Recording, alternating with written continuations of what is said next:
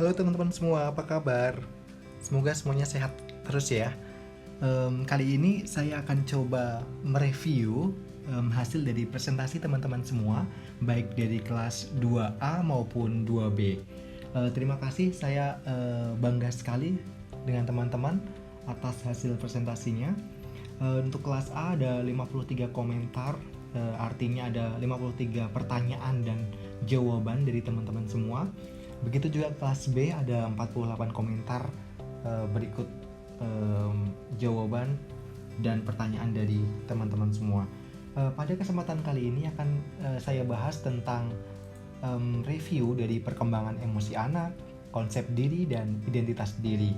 Nah, konsep diri ini merupakan sebuah gambaran sih sebenarnya dari keseluruhan kemampuan dan karakter khusus.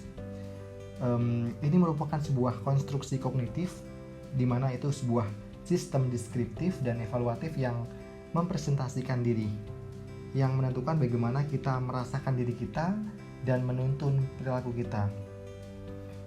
Konsep diri mulai datang ketika dalam masa anak-anak usia toddler sebenarnya, saat anak bisa mengembangkan kesadaran dirinya.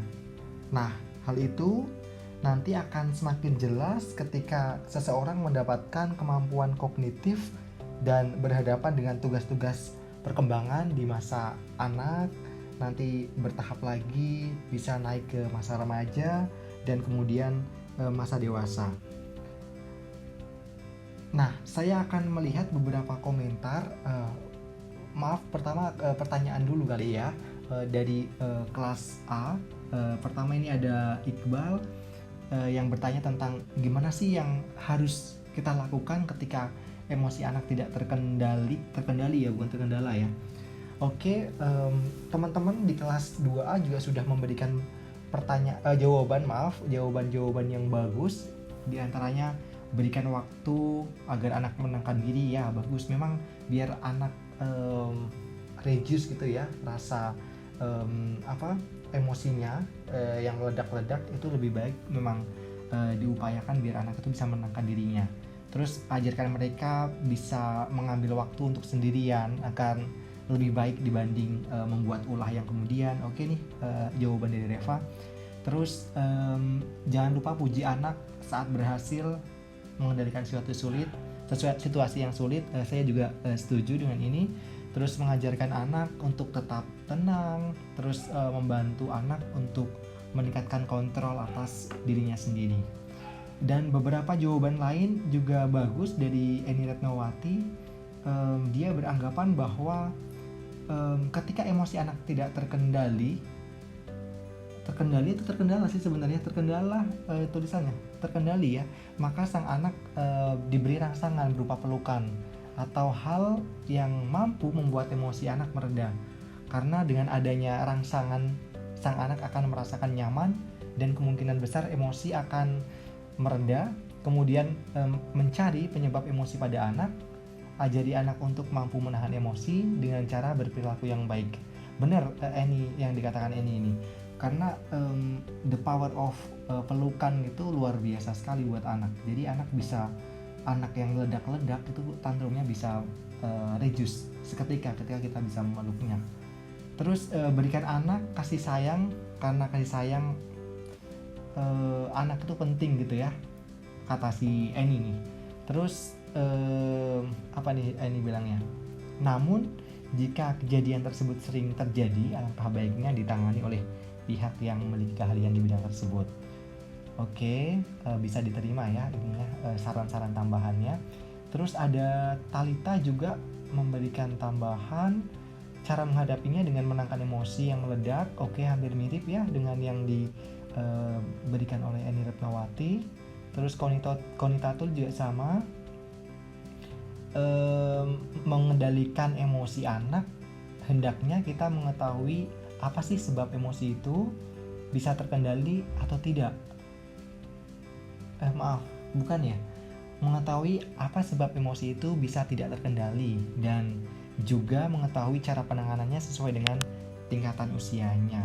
Betul, karena setiap anak itu mempunyai stage yang berbeda. Anak-anak misalkan dia juga nambahin nih 0 sampai 12 bulan dia akan mempunyai penanganan meredakan emosi yang berbeda dibanding anak-anak yang berusia 1,5 tahun atau mungkin yang lebih tinggi lagi 6 sampai 8 tahun seperti itu. Dan terakhir ada lagi tambahan dari Evita. Ini luar biasa sekali ya pertanyaannya si Iqbal ini dijawab oleh perempuan-perempuan hebat sampai berapa nih? Ada 1, 2, 3, 4, 5, ada 5 orang yang menambahkan anak yang seperti ini, kata si Evita ya, bisa diajak dengan bicara baik-baik, bertanya apa yang membuatnya marah, kemudian beritahu akibat apa yang dia dapatkan setelah ia marah-marah.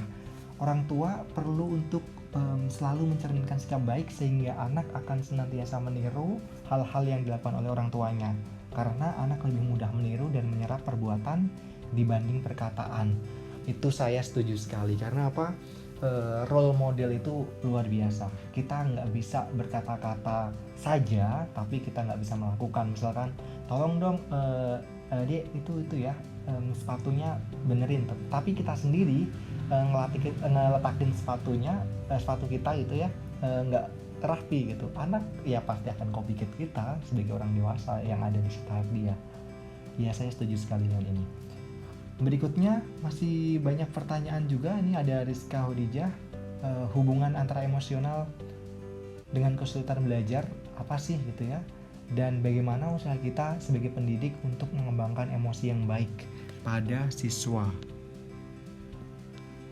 Ini ada pertanyaan berikutnya dari Rizka Hodijah, bertanya tentang apa sih hubungan antara emosional dengan kesulitan belajar, dan bagaimana sih usaha kita sebagai pendidik untuk mengembangkan emosi yang baik pada siswa. Sebenarnya memang sih emosional anak dengan Casable itu memang ada kaitan yang cukup erat gitu ya, karena emosi itu memang melekat pada diri seseorang. Eni sama Konitatul juga ini berusaha untuk menjawabnya. Saya akan bacakan. Yang pertama, emosi melekat pada diri seseorang, oleh karena itu perlu adanya pengontrolan emosi, baik emosi yang bersifat positif maupun negatif. Nah, versinya si Eni ini mengatakan bahwa pendidik untuk mengembangkan emosi anak dengan baik dapat dilakukan dengan cara yang pertama, ajari anak untuk mengungkapkan emosinya dengan baik. Betul. Yang kedua, dengarkan dan beri saran kepada anak mengenai suatu persoalan yang ia hadapi. Ya, betul juga. Seperti itu. Terus ajari anak untuk mengatur emosi. Yap, saya setuju. Terus beri rangsangan sehingga menimbulkan emosi positif pada anak. Tapi pertanyaan dari Rizka Hodijah ini, saya ingin bertanya sih sebenarnya, yang dimaksud kesulitan belajar itu apakah kesulitan belajar dalam hal biasa saja, dalam hal akademik, atau kesulitan belajar yang masuk dalam salah satu kategori dari anak dengan berkebutuhan khusus, misalkan diskalkulia, disgrafia, atau kesulitan belajar yang lainnya, disleksia dan lain-lain. Jadi saya perlu bertanya lagi nih sama Rizka ya sebenarnya. Berikutnya ada pertanyaan dari Salma Zahidah, gimana sih mengendalikan temperamen anak gitu. Ini seru sekali kalau dijawab sebenarnya, dan ini ada 5 jawaban dari Anggita, dari Widya, dari Eni, dari Maya, dari Konitatul. Sepertinya Eni dengan Konitatul itu kompak sekali ya, selalu menjawab keduanya berbarengan. Oke, terima kasih. Yang pertama, jika anak sedang emosi, ini dari Anggita nih, bantu anak untuk mengendalikan atau meredakan emosinya dulu, dan memberikan peluang untuk anak agar bercerita tentang apa yang ia alami. Lalu dengarkan dan beri tanggapan anak agar merasa lebih tenang, dan beri anak perhatian serta pengertian, mencari cara atau hal baru agar anak melupakan emosinya. Saya setuju dengan Anggita ini, karena seringkali ada beberapa karakter anak yang itu memang sangat ketika kita orang dewasa yang hanya menjadi orang yang pendengar, itu akan lebih cocok gitu. Tapi ini tidak semua anak ya, nggak bisa digeneralisasikan untuk semua anak. Untuk anak-anak tertentu memang ketika dia marah, ya udah kita dengarkan, kita tampung gitu dengan tangan terbuka, nanti bisa jadi anak itu akan reda dengan sendirinya, anak yang temperamen itu. Tapi ada anak tertentu yang kita memang harus ikut serta, terus kita yang benar-benar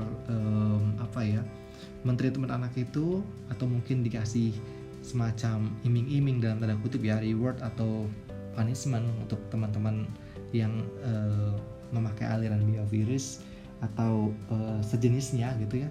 Tapi ada anak yang tipe yang tadi, dengan kita dengarkan dengan baik gitu aja, dia akan reda. Widya juga menambahkan, bantu anak untuk mengenali perasaannya sendiri. Oke, saya juga setuju. Terus berikan anak kesempatan untuk menyelesaikan masalah sendiri. Ini penting sekali. Biasanya orang tua itu sering sekali ya, ketika misalkan nih anaknya berantem, ini mungkin agak berbeda, melenceng sedikit gitu ya dari anak yang temperamen. Misalkan nih ada anak konflik dengan temannya ketika dia bermain, ada orang tua tertentu yang ikut serta gitu loh, ikut campur gitu. Padahal sebenarnya ya, anak-anak yang sedang konflik seperti itu tidak perlulah kita ikut campur masalah dia, itu kan masalah anak-anak. Dan ketika kita memberikan kesempatan kepada anak-anak untuk bisa menyelesaikan masalahnya, itu akan sangat berguna bagi anak. Seperti apa contohnya? Ketika anak berantem sama temannya, kita biarkan dia melakukan resolusi konflik dengan temannya, itu akan baik-baik. Karena apa? Bisa menjadikan anak akan lebih problem solver ketika di kemudian harinya, dibanding kita yang menyelesaikan konflik dia. Oke, pertanyaan berikutnya dari Dina. Ini seru sekali. Dina mengatakan, gimana sih cara mentreatment anak-anak yang mempunyai SOSEM, dalam hal ini level marah yang sangat tinggi ketika dia dibully temannya gitu, hanya karena masalah sepele, bahkan mengeluarkan kata-kata kasar gitu. Mungkin ini tipe-tipe yang itu ya, gampang ngegas gitu ya. Maka cara efektif yang seperti apa untuk mengatasi hal tersebut, dan bagaimana supaya agar anak tersebut tidak mengulangi hal seperti itu lagi. Anak itu mempunyai karakter yang macam-macam, teman-teman. Kalau saya sebelumnya saya akan coba cek dari teman-teman yang sudah menjawab. Ada Rizka Hudijah. Anak-anak yang sering marah versi Rizka ya, mungkin tidak memiliki kontrol diri yang baik untuk mengatasi frustasi dan amarahnya sendiri. Karenanya ia butuh lebih banyak bantuan untuk mengelola emosinya. Ya, selain itu kalau versi saya ya, kita cek dulu apakah memang dia mempunyai level temperamen yang berbeda dibanding anak-anak lainnya. Kalau iya, kita memang harus ada treatment khusus gitu. Atau kita cek, mungkin sesekali teman-teman silakan ngobrol ke orang tua gitu ya, apakah dia mempunyai level temperamen yang sama ketika di rumah, atau dia mempunyai perilaku yang berbeda antara di rumah dan sekolah.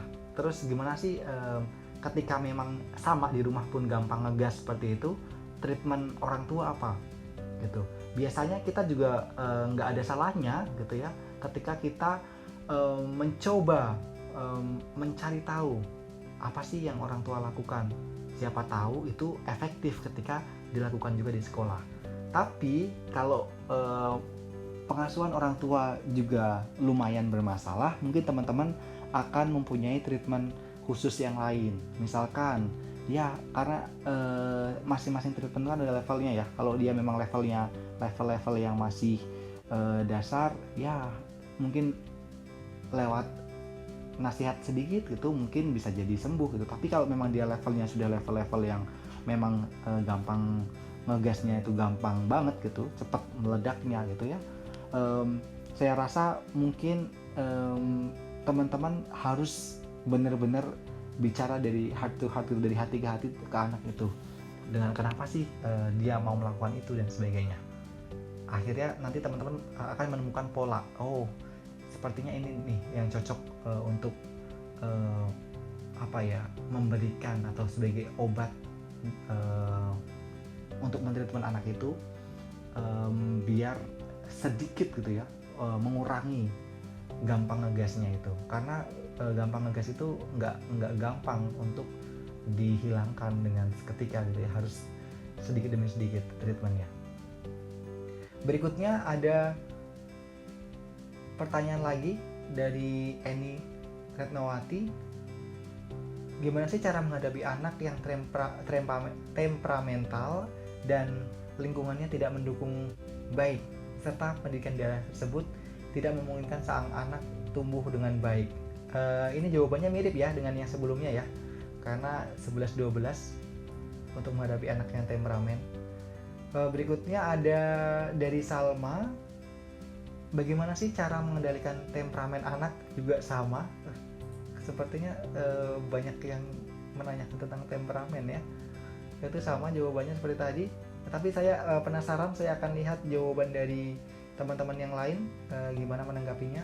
Dari Anggita, jika anak sedang emosi, bantu anak untuk mengendalikan atau meredakan emosinya dulu dengan memberinya peluang untuk anak bercerita tentang apa yang ia alami. Ya, setuju.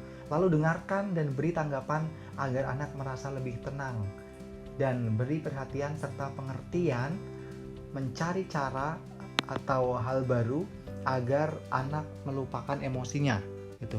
Nah, ini ada kata-kata yang perlu digarisbawahi yang menurut saya itu penting gitu ya. Apa itu? Dengarkan dan beri tanggapan gitu. Saya lebih concernnya ke dengarkan gitu. Jadi kekuatan kita sebagai pendengar yang baik gitu ya, itu akan luar biasa teman-teman. Bisa jadi semua keluh kesah anak, semua masalah, semua problem yang dia hadapi baik di rumah maupun di sekolah atau dengan teman-teman yang lainnya, itu ketika kita menjadi pendengar yang baik, guru yang dapat mendengarkan anak dengan baik, hampir bisa jadi anak itu mau menceritakan semua permasalahannya. Itu artinya itu sebagai salah satu kunci kita untuk bisa mengambil data dari anak itu. Oh, anak itu tuh masalahnya ini. Jadi kita akan lebih enak untuk mentreatmentnya dibanding kita mengintervensi lebih atau mungkin malah marah-marah atau mungkin frontal gitu ya ketika mentreatment anak.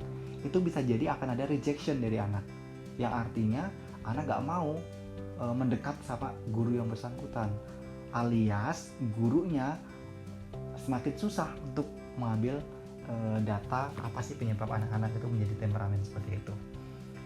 Berikutnya ada Widya menambahkan juga bantu anak untuk mengenali perasaannya sendiri. Ya betul, banyak sekali nih ya Widya, luar biasa.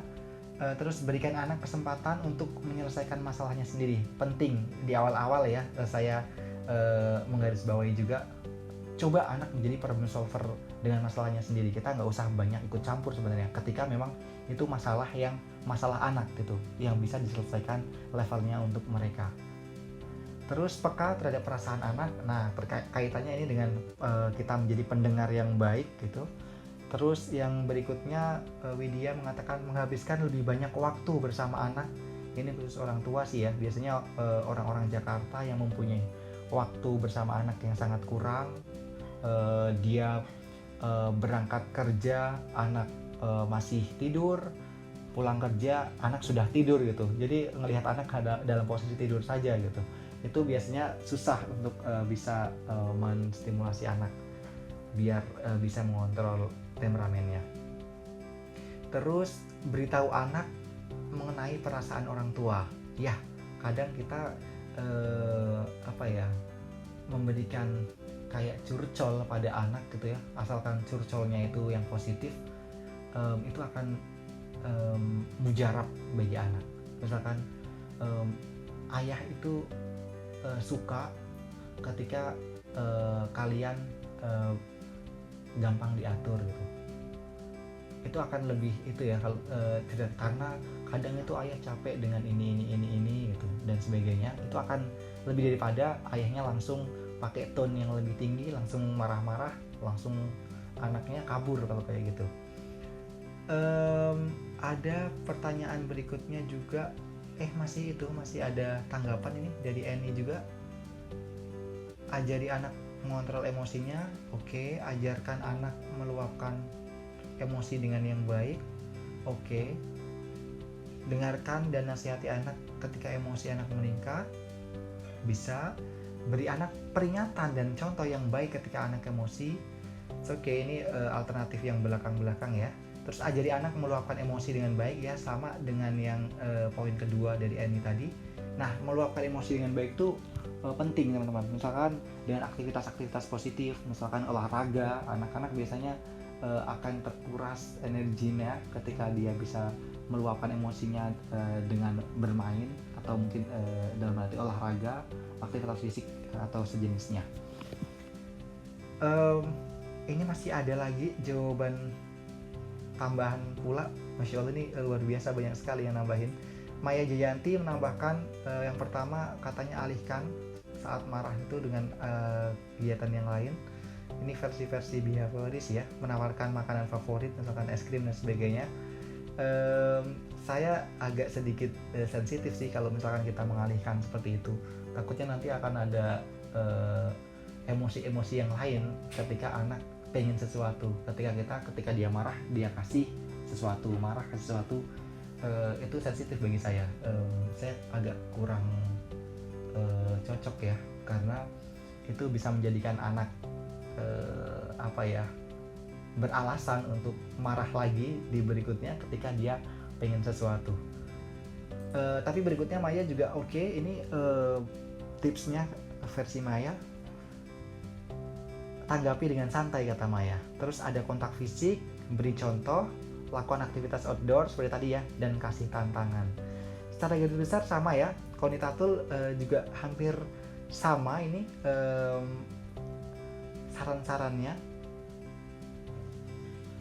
Berikutnya saya akan membahas pertanyaan berikutnya dari Rai. Rai bertanya, apa sih hubungannya antara perkembangan emosi dengan kesulitan belajar pada anak? Dan bagaimana usaha kita menjadi pendidik untuk mengembangkan emosi yang baik pada peserta didik? Sepertinya ini sudah ya, tadi ya, sudah dijawab. Saya ingin bertanya, apa yang seharusnya orang tua lakukan untuk mengatasi sikap anak yang susah tanggap dan menutup diri? Oke. Saya rasa jawaban yang diberikan Annie sangat bagus. Yang pertama, mengajari anak merespon dengan cara memberikan rangsangan, karena jika semakin sering dirangsang, maka daya tanggap anak akan berkembang. Ya. Yang kedua, ajak anak berkomunikasi dengan komunikasi yang baik, maka sang anak tidak akan menjadi pribadi yang tertutup. Iya, ajak-ajak ngobrol sering-sering aja, seperti itu. Terus berikutnya, ajak anak berbicara ketika anak memiliki kendala dan berusaha mencari solusi bersama, karena dengan ini anak akan merasa memiliki peran. Kalau saya agak sedikit lebih berbeda ya. Saran saya mencari solusi itu anak dulu gitu. Kalau memang dia sudah mentok, baru kita bantu. Bantunya pun jangan penuh gitu. Biar anak memiliki peran gitu, seperti yang dikatakan Annie tadi. Itu.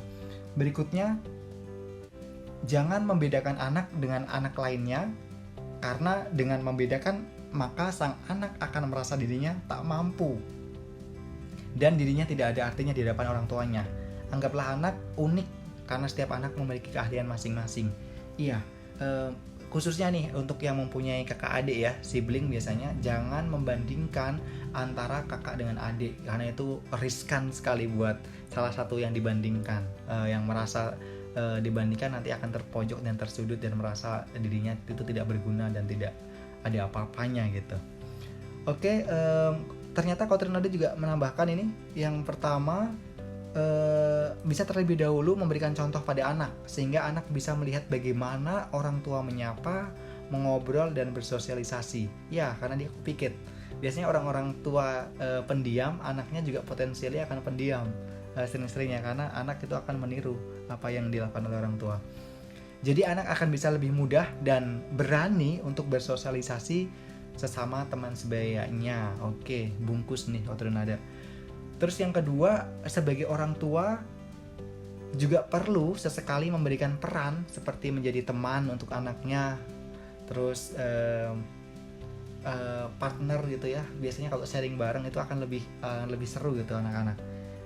Karena bisa memudahkan anak untuk berani berbicara dan mengeluarkan ekspresinya ketika sharing bersama orang tuanya gitu. Terus yang ketiga, tidak terlalu mengurung anak dan membatasi ruang geraknya. Berikan anak waktu untuk bermain dengan teman sebayanya. Iya, saya setuju sekali. Berikutnya dari Eni juga bertanya. Eni terlibat luar biasa ya, aktif sekali ya. Bertanya, mengapa sih tingkat emosi anak berbeda? Apa penyebabnya? Ya, karena tiap anak itu mempunyai perkembangan masing-masing ya. Itu kata kunci di awal ya. Salah satu karakteristik perkembangan anak. Tapi saya juga akan menjawab dari membacakan jawaban maksud saya dari teman-teman yang lain yang sudah membantu menjawab. Setiap anak memiliki kemampuan yang berbeda, termasuk kemampuan emosionalnya, kata Widya.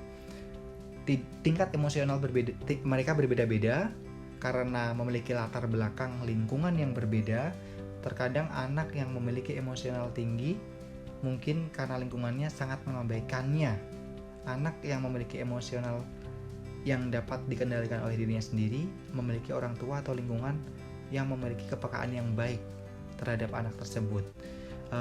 Bisa jadi iya, bisa jadi enggak sih, tapi ya bisa berterima jawaban ini. Bagus.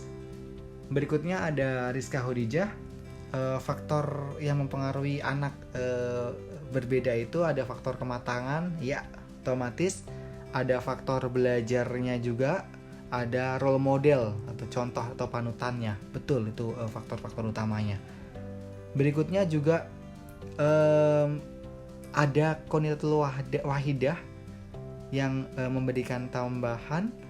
Anak memiliki perkembangan yang berbeda-beda tergantung dengan usia dan stimulus yang diberikan pendidik pada anak tersebut. Begitu juga dengan emosi anak. Perkembangan emosi anak tentu berbeda-beda sesuai dengan usia dan rangsangan yang diberikannya. Oh iya teman-teman, nanti kalau ada stage-stage tentang perkembangan emosi anak, teman-teman harus concern ya. Jadi psikososial versi Erik Erikson bagaimana stage itu anak itu berkembang gitu ya, atau mungkin psikoseksualnya versi Freud gitu ya, dari tahap analisis sebagainya. Itu anak teman-teman sebaiknya ya mempelajari step by step dari tahapan anak itu berkembang secara sosial, emosionalnya, psikososialnya, psikoseksualnya, seperti itu. Itu lumayan bagus buat referensi teman-teman nantinya ketika teman-teman akan bergabung mengambil mata kuliah di pengembangan sosial emosional anak usia dini. Berikutnya ada Syahira Oktavina. Bagaimana cara mengajarkan anak agar dapat bersosialisasi dengan baik? Itu tadi ya sudah terjawab beberapa di sebelumnya. Terus Kotrunada juga bertanya, apakah perkembangan emosi dapat mempengaruhi pergaulan sosial anak? Tadi juga dijawab beberapa ya, sering berkali-kali ini pertanyaan seperti ini hampir mirip. Terima kasih Kotrunada. Terus berikutnya ada Siti Halimah. Jika ada seorang anak yang apabila kita dia marah, agak bingung saya, selalu melampiaskan pada benda yang ada di depannya. Oh, jika anak yang marah dia melampiaskan ada benda di depannya, kemudian benda itu dilempar karena keinginannya tidak dipenuhi. Apakah itu akan berpengaruh terhadap kepribadian anak menjadi anak yang temperamen saat dewasa nanti? Bagaimana cara mengatasinya apabila ada anak yang seperti itu? Saya tanya dulu, ini anak usia berapa? Itu ya. Biasanya anak-anak itu, kalau orang barat bilangnya ya terrible 2. Anak-anak yang usia 2 tahun itu muncul perilaku-perilaku seperti ini. Jadi sebenarnya treatmentnya kita lihat dulu aja, banyak didengarkan dulu. Jangan langsung frontal kita marah-marah dan sebagainya untuk treatment di awal. Tapi kalau itu muncul di usia 4, 5, 5, 6, kita benar-benar harus siaga 1 sebenarnya untuk mentreatment gitu ya, memberikan fasilitasi ke anak biar sedikit mengurangi temperamental itu, karena itu akan berimbas pada perilaku ketika dia dewasa nanti. Kalau dalam rentang lama nggak ke treatment, itu biasanya akan menjadi perilaku yang menetap gitu. Tapi untuk perilaku-perilaku yang anak yang hanya munculnya sesekali atau 2 kali saja dalam fase perkembangannya, saya rasa tidak terlalu banyak khawatir sih, karena itu sebagai salah satu proses perkembangan anak gitu ya. Jadi ini mungkin Siti Halimah nanti bisa menambahkan pertanyaan, maksudnya ini di usia berapa gitu, biar saya bisa menjawabnya dengan lebih lebih pasti gitu. Terakhir untuk kelas 2A dari Kotrun Nada, pertanyaannya, jika ada seorang anak yang sehari-hari itu pendiam, bahkan kalau berbicara suaranya pelan dan atau lembut gitu, tapi sewaktu-waktu saat ada yang membuatnya kesal, emosinya itu selalu membludak sampai membuat sekitarnya kaget dan dengan emosinya dia. Apakah yang menjadi penyebab anak seperti itu? Terima kasih, kata Kotrun Nada. Banyak tipe-tipe anak yang seperti itu. Jadi karena dia pendiam, tapi saya harus mengulik nih, pendiamnya itu memang karakternya atau pendiam karena dia tidak ada wadah untuk mengekspresikannya gitu. Kalau memang pendiamnya itu memang pendiam sebagai karakter bawaannya, mungkin itu terjadi sampai meledak seperti itu karena ada tumpukan-tumpukan yang lama yang sudah dia rasakan gitu, akhirnya dia meledaknya luar biasa gitu ya, ngepernya tinggi gitu, ledakannya radiusnya lebih besar akhirnya karena numpuk gitu masalah-masalah itu yang pengen dia ungkapkan. Tapi ketika anak itu mempunyai karakter sebenarnya tidak pendiam, tapi dia akhirnya jadi pendiam karena tidak terfasilitasi untuk speak up, untuk berbicara, itu sebenarnya juga bisa berpotensi akan jadi ledakan yang luar biasa ketika dia terkena tekanan-tekanan yang bertubi gitu. Jadi biasanya sih ada emosi yang ditahan-tahan, terus tahan-tahan lagi, akhirnya keluarlah emosi yang luar biasa itu. Oke, berikutnya kita akan lanjutkan untuk mereview beberapa pertanyaan yang muncul dari teman-teman kelas 2B. Yang pertama ada pertanyaan dari Salsabila, bertanya, bagaimana sih caranya jika di kelas terdapat anak temperamen yang emosinya berlebihan, tidak terkendali, dan itu membuat suasana kelas menjadi tidak kondusif? Apa yang perlu kita lakukan sebagai guru? Ini mirip ya, pertanyaan ini sesuai dengan yang dibahas dari sebelum-sebelumnya tadi. Berikutnya ada pertanyaan dari Sarah Rahma. Pertanyaannya, perkembangan perilaku anak tidak selalu positif, tapi ada juga kecenderungan ke arah negatif. Menurut Anda, apa sih penyebabnya dan solusinya, baik dari segi emosional, personal, dan moral? Kita cek jawaban dari beberapa, ada 3 jawaban yang menambahkan. Yang pertama dari Salsa. Salsa menjawab tentang ada banyak hal yang dapat menyebabkan seorang anak berperilaku kurang baik. Salah satunya, yang pertama memang karena ada rasa keingintahuan dari anak gitu.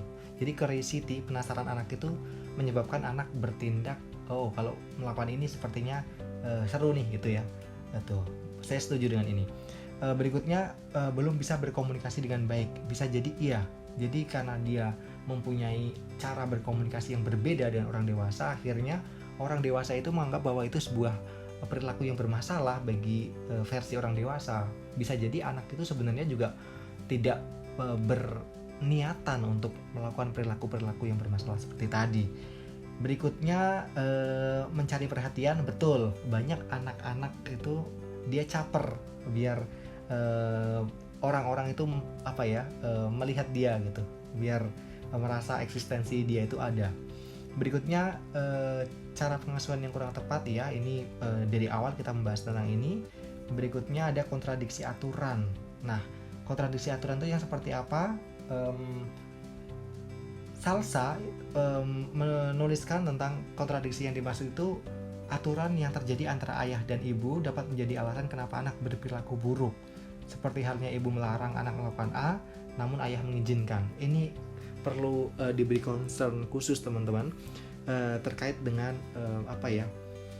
kesepakatan atau dalam tanda kutip ya, harus satu kata antara ayah dengan ibu. Biasanya ini sangat beresiko sekali pada anak-anak yang mempunyai pengasuhan yang sangat bertolak belakang antara ayah dan ibu. seperti tadi misalkan anak mau beli ice cream, tapi setelah bilang ke mamahnya tidak mengizinkan dengan alasan tertentu dan lain-lain. Harusnya ayah juga mempunyai keputusan yang sama dengan mamahnya. Karena kalau tidak dan ayah mengabulkan apa yang dimintakan oleh anak, itu akan imbasnya akan banyak sekali. Di antaranya yang pertama, nanti anak akan membenci ibu, salah satunya. Kedua, di kemudian hari dia akan selalu kong kali kong dengan ayahnya untuk melakukan tindakan yang dia inginkan. Dan itu akan berbahaya ketika ayah itu selalu mempunyai anggapan yang berbeda dengan mamahnya, dalam artian pengasuhan yang tidak kompak seperti ini. Berikutnya ada Ashifa yang menambahkan tentang emosi seorang anak berkembang secara pengalaman, pembelajaran, dan tahap usia. Betul, ini kunci. Jika anak melakukan hal negatif bisa disebabkan dengan area lingkungannya, disebabkan oleh area lingkungannya dan juga pengajarannya. Orang tua dan guru sebaiknya harus mengetahui proses tahap kembang emosi anak. Proses tahapan perkembangan emosi anak maksudnya. Dalam hal personal bisa dikaitkan dengan segi moral anak. Iya, kita harus tahu itu sebenarnya. Jadi tahapan-tahapan anak berkembang secara emosi itu bagaimana, biar kita tahu dia berada pada stage apa. Terakhir ada Septi untuk pertanyaan ini, jawabannya. Jadi ya sebenarnya emosi, personal, moral itu berhubungan. Dalam hal ini personal atau individu yang mempunyai moral yang baik akan membentuk emosi yang baik juga, versinya Septi. Tapi ini juga bisa berterima juga bahwa ketiganya memang sangat terkait teman-teman, antara perkembangan moral, emosi, dan perkembangan personal anak itu. Berikutnya ada pertanyaan dari Ummu Kalsum. Tindakan apa sih yang harus dilakukan oleh orang tua terhadap anak yang memiliki gangguan emosi yang berlebih? Nah, ini treatment stimulasi ini juga sudah dibahas di awal-awal tadi ya. Lanjut ada Dede Ria Utaria. Saya ingin bertanya, apabila anak jatuh dari tangga, terus anak itu nangis ketakutan, apakah akan menimbulkan trauma pada anak? Misalnya pas sudah besar nantinya takut dengan ketinggian. Tuh, saya nih penasaran nih teman-teman yang menjawab jawabannya seperti apa. Ada Fulkia, ya bisa jadi karena trauma bisa disebabkan oleh beberapa faktor. Jika masalahnya seperti ini berarti masuk dalam faktor kecelakaan. Trauma terhadap kejadian-kejadian tertentu seringkali memberikan efek jangka panjang. Betul. Sesuatu yang menyakitkan bagi anak akan terus diingat dan membuatnya akan merasa takut untuk mencoba atau menghadapi peristiwa atau keadaan yang serupa. Biasanya efek yang ditimbulkan adalah anak menjadi lebih cemas dan takut. Dalam bahasa medis, trauma semacam ini sering disebut sebagai Post Traumatic Stress Disorder, PTSD. Ini merupakan gangguan akibat melihat maupun mengalami suatu kejadian berbahaya atau berat sehingga berpengaruh pada psikologis anak. Luar biasa ya Fulkia menjelaskannya. Saya setuju sekali dengan ini. Ya, bisa berdampak nggak dengan traumatik ke depannya? Bisa jadi ketika anak itu mempunyai rasa yang traumatis yang mendalam ketika kecelakaan itu.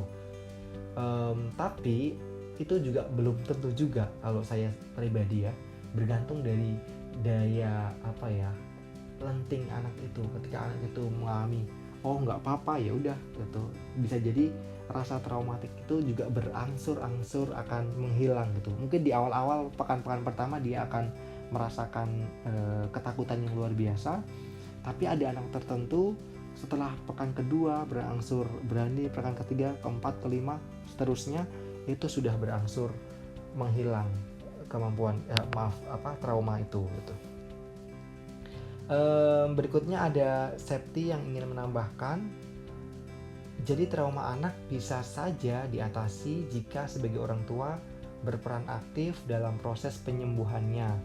seperti melakukan terapi dan memberikan kesadaran dan kekuatan secara terus-menerus walaupun secara perlahan. Maka ada kemungkinan anak tersebut dapat menghadapi rasa takutnya. Itu pakai treatment yang seperti itu ya. Berikutnya ada pertanyaan dari Cesiva Rizana, namanya seperti bukan orang Indonesia ya. Saya ingin bertanya, kata Rizana, apakah jika bayi dibiarkan menangis bisa menguatkan paru-parunya? Saya tidak bisa menjawab pertanyaan ini ya, karena saya bukan orang medis. Saya coba membacakan hasil dari teman-teman yang lain yang mencoba menjawab. Jadi Fulkia, bayi menangis tidak boleh dibiarkan, kata Fulkia, karena ada yang namanya breath holding spell. Wow, apa itu breath holding spell ya? Fulkia luar biasa sekali tahu itu, saya juga nggak tahu. Kondisi ini dimana bayi menangis kejer, kalau orang Betawi bilang ya, sampai nafasnya tertahan cukup lama sehingga warna mukanya membiru. Hal ini dapat beresiko anak mengalami kejang. Oh gitu ya, saya tidak tahu malah kalau ada bisa seperti ini. Menangis yang dibiarkan tidak dapat membantu menguatkan jantung dan paru anak. Justru jika dibiarkan bisa menjadi fatal. Bayi yang dibiarkan menangis terlalu lama beresiko mengalami kerusakan otak sehingga mengurangi kapasitas belajar anak kelak gitu ya. Menangis merupakan cara bayi berkomunikasi untuk mengutarakan keinginannya. Nah, kalau ini saya tahu, ya memang salah satu cara berkomunikasi bayi itu ya lewat nangis itu gitu ya. Dia lapar nangis, dia haus nangis, dia ngompol nangis, dia pup nangis. Ya kalau itu setuju. Tapi kalau yang awal-awal breath holding spell gitu ya, kata Fulkia, saya baru tahu. Terima kasih Fulkia kalau itu infonya benar ya. Fulkia menambahkan, bila didiamkan, dikhawatirkan bayi akan tidak mempercayai orang tuanya, sehingga hubungan orang tua dan anak menjadi tidak baik. Ya, tahap Erikson trust mistrust, teman-teman ingat ya tahapan itu. Sehingga bila anak mulai menangis, orang tua harus segera merespons. Oke. Selanjutnya dari Siti Salwa menanyakan tentang apa yang menyebabkan anak saat beranjak dewasa menjadi mudah emosi dan mengamuk ketika amarahnya sulit terkontrol. Apa karena dari dini anak tidak diajarkan cara menenangkan diri dan mengungkapkan emosinya dengan baik sehingga saat dewasa menjadi temperamen? Terus apakah dampak tersebut bisa pure dihilangkan namun bertahap? Septi menjawab, betul sekali kata Septi. Seorang anak yang sulit mengontrol amarah atau emosi bisa terjadi dari lingkungan keluarganya. Bisa jadi pola asuh yang salah akibat kurang pahamnya orang tua dalam mendidik anaknya dan mungkin kurangnya perhatian terhadap anak. Selama awal perkembangan anak tidak diperhatikan dengan baik, maka bisa terus tumbuh menjadi anak-anak yang memiliki temperamen tinggi. Kalau ini beberapa sesi tadi dibahas ya teman-teman ya di awal terkait dengan temperamen, tapi tidak sepenuhnya bahwa karena faktor ini saja, karena banyak faktor seperti yang dijelaskan tadi. Dampak tersebut bisa saja dihilangkan, tetapi dengan syarat adanya kepedulian orang tua dan guru, serta orang tua pun harus menempatkan anaknya di lingkungan yang aman, nyaman, menyenangkan, serta ramah lingkungan. Tapi orang tua dan guru harus memiliki kesabaran karena tidaklah mudah mengembalikan emosi anak yang dari dulu sudah terbentuk kurang baik. Ya sih, kalau pepatah Jawa itu kalau watak gitu ya, kepribadian itu memang agak susah untuk diubah gitu ya. Bilangnya gini pepatahnya, watuk itu bisa diobati, kalau watak itu memang susah diobatinnya, dibenerinnya maksudnya gitu. Fulkia menambahkan terkait dengan remaja yang lebih melibatkan emosi dalam menghadapi kejadian negatif tadi, karena itulah mereka semakin membutuhkan arahan orang tua, kata Fulkia. Saat anak beranjak dewasa terjadi perubahan pada diri mereka yang membuat mereka terkesan lebih keras kepala. Itu muncul di awal-awal remaja. biasanya. Anak mulai keras kepala, anak sudah tidak bisa patuh dengan apa yang dikatakan orang tua, dan mulai tidak kerasan ya dalam tanda kutip di rumah gitu, sukanya hangout dengan teman-teman sebayanya gitu, memang usia segitu. Ya, berikutnya masih lumayan banyak ya, ada pertanyaan berikutnya. Ada Nadia juga menanyakan bagaimana cara menghadapi anak yang susah tanggap dan menutup diri. Lalu apa sifat tersebut bisa diubah menjadi anak yang cepat tanggap dan terbuka? Ini sudah tadi pertanyaan di kelas 11 sama ya, hampir mirip. Terus ada Ratu Nur Aisyah, bagaimana sih cara mencegah anak supaya tidak temperamen, dan apa yang menyebabkan anak itu temperamen? Ini juga sudah dibahas tadi di awal-awal. Terima kasih pertanyaannya dan teman-teman yang sudah membantu menjawab pertanyaan dari Ratu. Pertanyaan berikutnya dari Mei Salwa, bagaimana sih cara mengatasi anak yang emosional karena sudah kecanduan game? Nah, kalau mengatasi anak yang emosional tadi juga sudah beberapa kali dibahas, beberapa pertanyaan muncul. Tapi ini menarik, gimana sih kalau anak-anak yang kecanduan game? Ini susah teman-teman kalau udah kecanduan ya, namanya juga kecanduan. Tapi treatmentnya mungkin yang versi basicnya, versi dasarnya, jangan langsung mengkat sama sekali kecanduan game itu. Jadi misalkan nih mau nge-treatment anak yang kecanduan game, jangan langsung hari itu juga nggak main game sama sekali. Itu akan sakau dalam tanda kutip ya, anak-anak yang sudah kecanduan tapi nggak diberi akses sama sekali. Saya saran sih mendingan ya dikurangi durasinya, tapi tetap main game.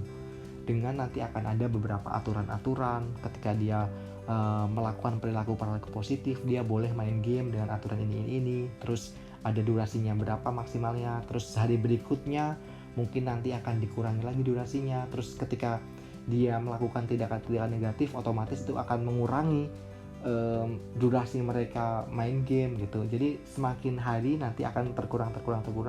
Mungkin di bulan kedua, bulan ketiga baru bisa benar-benar main gamenya ala kadarnya saja gitu ya, nggak terlalu kecanduan gitu. Syukur-syukur bisa benar-benar lepas dari kecanduan game itu gitu. Jadi intinya kata kuncinya bertahap, jangan langsung di-cut gitu.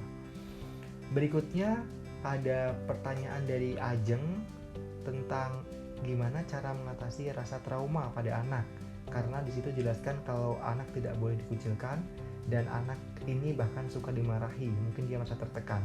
Ini sudah dibahas di awal-awal tadi ya, di sesi-sesi teman-teman di kelas 2A gitu.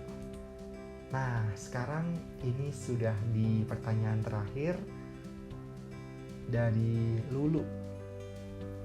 Lulu tanya, apakah jika seorang memiliki suatu kepribadian yang berbeda itu salah?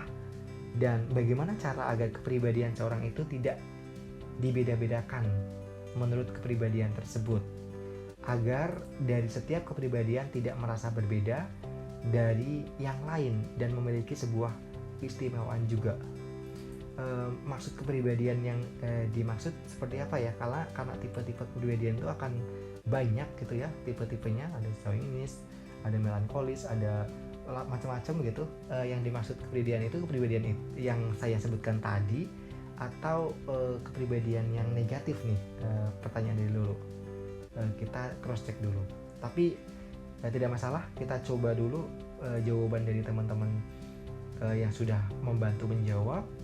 Dari Fulkia, kepribadian seperti apa yang berbeda? Apakah kepribadian yang mengarah ke hal buruk atau baik? Sama nih Fulkia, sama dengan persepsi saya ya, yang dimaksud apa nih gitu. Jika hal yang baik maka tidak ada salahnya, tetapi jika pribadi yang mengarah hal yang buruk, maka pribadi tersebut harus diubah dengan cara mencari pengalaman, penyesuaian, kestabilan emosi dan sekitar lingkungannya atau yang lainnya, kata Fulvia. Kepribadian setiap individu pasti berbeda karena kepribadian adalah pola perilaku dan perasaan yang membedakan individu satu dengan lainnya.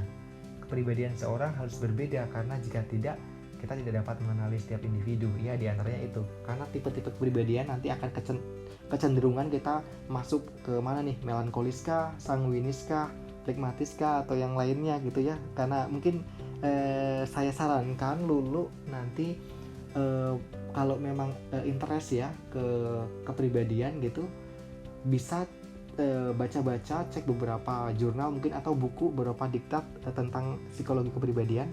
Itu bagus untuk referensi kita. Demikian teman-teman review materi terkait perkembangan emosi anak, konsep diri dan identitas diri. Terima kasih sudah bergabung teman-teman semua. Semoga teman-teman selalu sehat, jaga kesehatan selalu. Sampai jumpa di pertemuan-pertemuan berikutnya. Assalamualaikum warahmatullahi wabarakatuh.